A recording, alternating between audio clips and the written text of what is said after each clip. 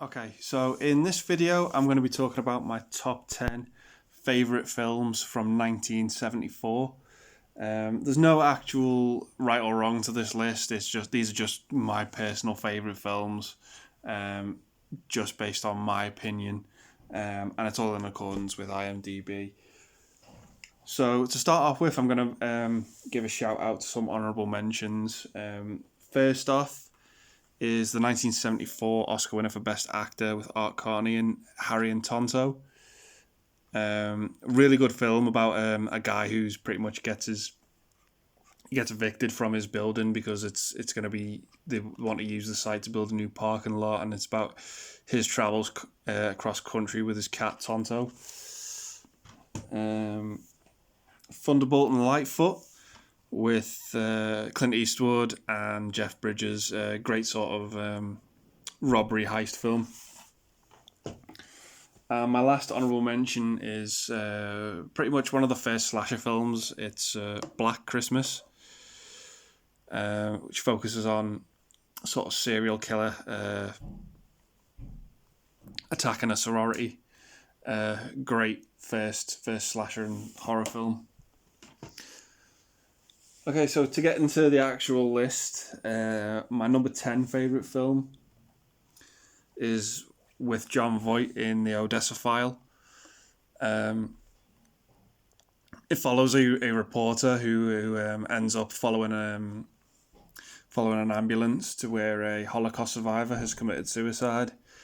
And in the flat, he finds a diary about his times at the Holocaust, and there's a list of names of the Holocaust camp leaders who are actually still alive, and he ends up investigating about them in the Holocaust and what they did, and really good sort of thriller movie.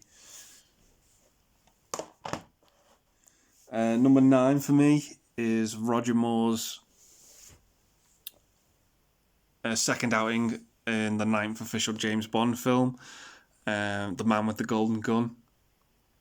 What makes the movie for me is the villains. It's got really great likeable villains in Christopher Lee Scaramanga and Nick Nack. Scaramanga, of course, I love the line where it's how will I know it's Scaramanga, and he's like, well, he's got a superfluous third nipple. Yeah, quite an underrated Bond film, I find. I know it's not regarded as one of the best. It's great to see the sheriff come back from Live and Let Die as well. Absolutely hilarious scene involving him and an elephant. Also, the actual theme as well by Lulu's pretty good. And yeah, it's another great Roger Moore one. Number 8 for me is The Taking of Pelham 1, 2, 3. Another sort of great heist movie. These terrorists these 4 terrorists take control of a public train and demand $1 million to be paid to them within the hour, and they say they're going to kill a member of the public that's on the train every minute the money's late. Great foreshadowing to the final scene of this movie as well, with the Gesundheit scene. Yeah, great film. Number 7 for me is Francis Ford Coppola's The Conversation. We'll talk about another Francis Ford Coppola later on the list. Quite impressed he did these 2 films in the same year.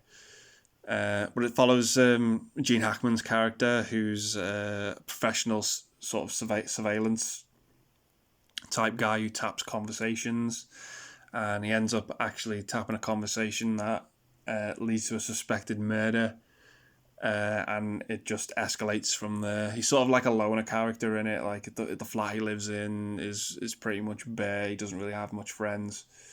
But yeah, great Coppola film.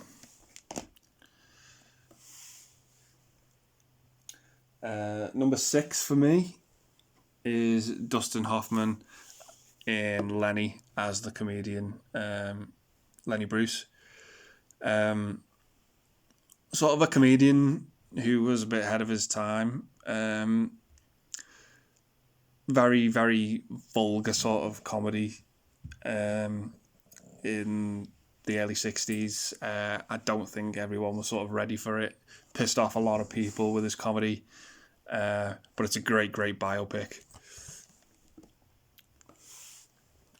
Number 5 for me is Mel Brooks's Blazing Saddles. Absolutely hilarious black comedy. Satire in the Western genre. Really funny. A lot of the jokes don't really hold up today. Can be considered quite racist. But it's a product of its times. I still love the film though. It is a really good. It's a masterpiece in comedy. Number 4 for me is actually another Mel Brooks film. It's Young Frankenstein. Stars Gene Wilder as well, who was in Blazing Saddles, as the grandson of the original Dr. Frankenstein, who is pretty much severed all ties with the name and all ties with his grandfather's work, and just wants to be his own, remembered for his own achievements. But he ends up having to go back to Transylvania because his grandfather has died, and ends up actually picking up where his grandfather left off.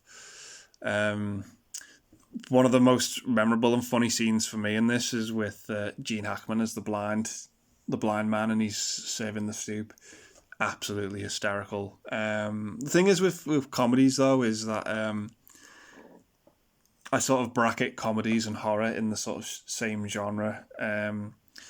They're both two very subjective genres. What makes you laugh isn't necessarily going to make other people laugh, and also what scares you isn't necessarily going to make other people scared. But yeah, you can understand that the comedy films is not everyone's going to enjoy the same wavelength of comedy. But these two films are really, really great and really enjoyable for me.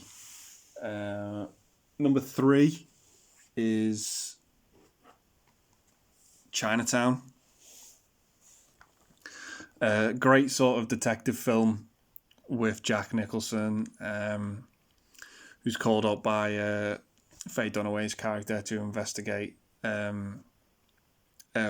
husband. And it sort of focuses around about this new reservoir that's supposedly being built, but it's not very safe. And the movie just sort of escalates from there with twists and turns and things you didn't expect. The scene that really caught me off guard is where Roman Polanski's character slashes Jack Nicholson's nose. Really grim to watch. But yeah, fantastic payoff at the end. And really, really good film set in the 30s. Number 2 for me is a horror film. It's the Texas Chainsaw Massacre. Really, really low budget type film that has such a good payoff. Creates such a good environment in what it wants to do. It's such a dirty, grim looking film, and it's meant to be that way. And the director Tobe Hooper pulls it off magnificently. It's so creepy and grim, and it basically follows these group of teenagers who are tending to one of their family members' graves, and they end up picking up a hitchhiker, and it goes wrong, and they end up looking for this water hole, and they stumble across this house, and basically the nightmare begins from there. It's just full of these like insane cannibals. The horror though in the actual film, the gore, the horror comes from the lack of gore in the film. you don't really see much for a title like the Texas Chainsaw Massacre. You do expect there to be a lot of blood and a lot of guts, but it holds back on that, and it pays to the film's advantage, I think. It sort of gets into your head, the violence. You imagine the violence yourself, with what it does. But the end is for me is really satisfying. The way the film closes on that final shot of Leatherface basically losing his shit because he's lost. But yeah, no, it's I watched this when I was really young, bit too young. But it tends to be a modern theme with horror films and me. But yeah, definitely worth a watch. And the number one film for me is that second Francis Ford Coppola film. It's a sequel. It's the only sequel to win Best Picture at the Oscars, and that is Godfather Part 2. I actually think this is better than the original. It's my favourite out of the three Godfather films. Follows sort of the film sort of takes two paths. It follows the young Marlon Brando's character played by Robert De Niro, and it follows in the present. It follows Al Pacino, who's taken over the family business from Marlon Brando. The opening scenes are just beautiful to look at. Basically, it follows Don Corleone from a young boy. His father's murdered. His brother's murdered in the attempt to avenge his father. His mother pleads with the gangster that killed her son and her husband not to kill him, and the gangster says no. He's gonna grow up. He's gonna be filled with revenge. He's gonna come for me, and ends up killing the mother. So he's on his own, and it follows him as he grows up and he rises to power. And when he actually does come back to get revenge, that scene totally caught me off guard. And it's so grim. It doesn't cut away. It's fantastic. Yeah, really, really good sequel. This is a proper blueprint into how sequels should be made and how they don't repeat the first film. They just advance it and put the characters in different scenarios of where they were originally and how moved on they are from the first time we've met them. But yeah, no, it's a great one. It's a masterpiece for a reason. The first two are.